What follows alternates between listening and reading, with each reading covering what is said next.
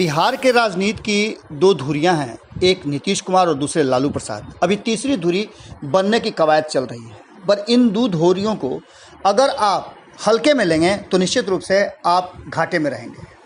ऐसा अक्सर देखने को मिला है कि पिछले 30 सालों से बिहार की राजनीति में यही दोनों लीड कर रहे हैं, या तो नीतीश कुमार लीड करते हों या फिर नीतीश कुमार लीड करते हों।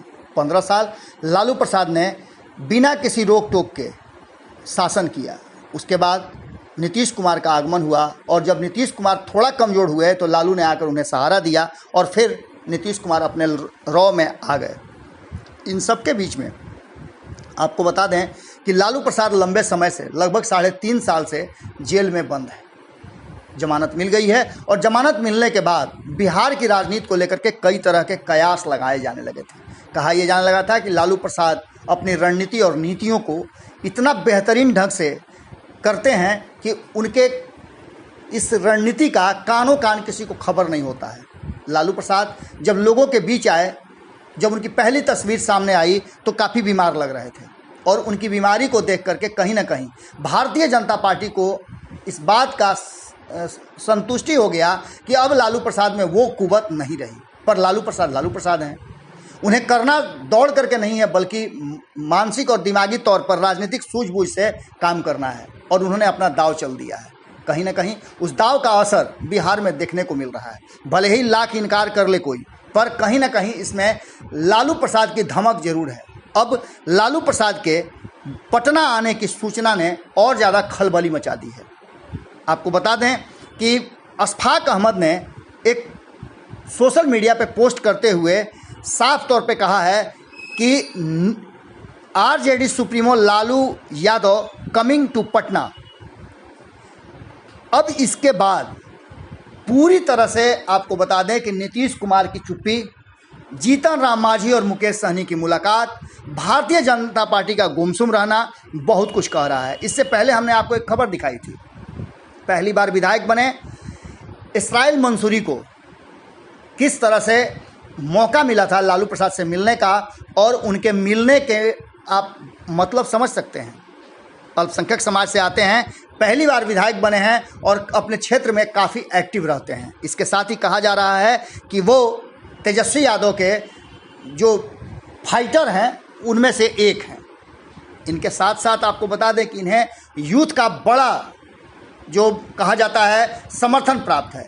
इनके पीछे खड़े हैं कारी सोहेब को आप बेहतर ढंग से जानते हैं, जिन्होंने पिछले ही सत्र में अंतिम दिन किस तरह का बिहार में और बिहार की सड़कों पर गदर मचा के रख दिया। सरकार के नीतियों के खिलाफ और नीतीश कुमार के सशस्त्र पुलिस कानून के खिलाफ उन्होंने जम करके सड़क पर आंदोलन किया। इसमें बहुत सारी डिमांड थे, जिसमें युवाओं को रोजगार तक की बात थी। इसके बाद आपने सुना होगा कि मुकेश सहनी रोजगार की बात कर रहे हैं।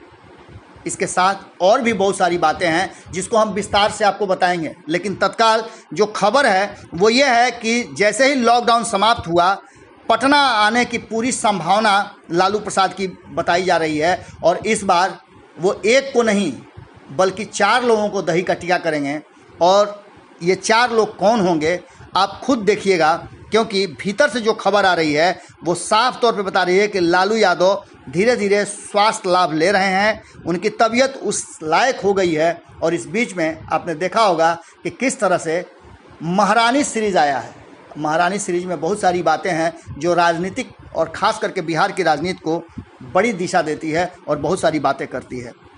सीधी तौर पे अब बिहार की राजनीति में लालू प्रसाद की एंट्री होते ही बिहार में एक बड़ा सुनामी की चर्चा तेज हो चुकी है। देखने वाली बात होगी कि जो भारत लाइव ने शुरुआती में कहा था, क्या वो बिहार में होने जा रहा है? क्या एक साल भी इस सरकार को, नीतीश सरकार को, जो एनडीए की सरकार है, उसे टिके रहने में असमंजस और स्थिति पैदा हो गई है कि इसे बदलना जाए? क्या सोचते हैं नीतीश कुमार ये तो अलग बात है, लेकिन लालू प्रसाद को लेकर के चर्चाएं तेज हो चुकी हैं और उनके पटना आने, नीतियों को निर्धारित करने और भीतर ही भीतर सब कुछ तय कर लेने की बात ने खलबली जरूर मचा के रख दी है। जुड़े रहें भारत लाइव के साथ। खबरों का सिलसिला लगातार जारी है। भारतीय जनता पार्टी के लिए मुश्किल का दौर जरूर है, मंथन का भी दौर है और रिवाइवल का भी दौर है। एक तरफ जहां अन्य राज्यों में भारतीय जनता पार्टी को मुश्किलों का सामना करना पड़ रहा है, वहीं बिहार में भी ऐसा लगता है कि नीतीश कुमार मन बदल सकते हैं अगर लालू प्रसाद के पास बेहतर ऑफर हो। धन्यवाद।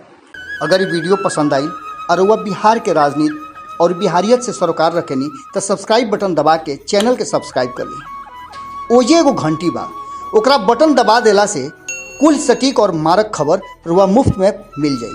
अगर रुआ पत्रकारिता के हमनी के नया प्रयोग में सहयोग कर चाहतानी तो ज्वाइन बटन दबा दी। पेटीएम नंबर नोट कर ली 9386816700। धन्यवाद।